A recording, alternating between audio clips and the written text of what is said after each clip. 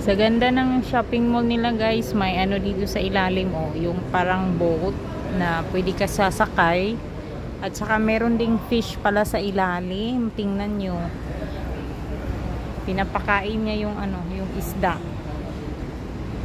Oh. Grabe, ang lalaki.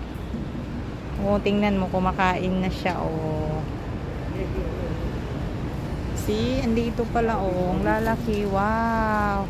Bumili siya ng dalawang tinapay, dalawang balo. Laki-laki. Grabe.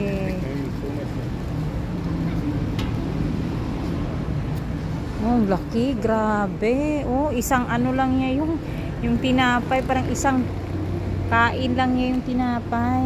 Oh, wow. You see, look. Grabe. Pwede pala, pero sa Singapore bawal sa ano, ikaw magbigay ng pagkain ng isda. Pero dito pwede pala. Kaya nga nagtaka ako bakit niya binigyan ng tinapay. Sabi niya, andito daw siya dati nakatira sa ano, sa Kuala Lumpur. Kaya alam niya ang ano. Laki-laki. Grabe. I want to go live.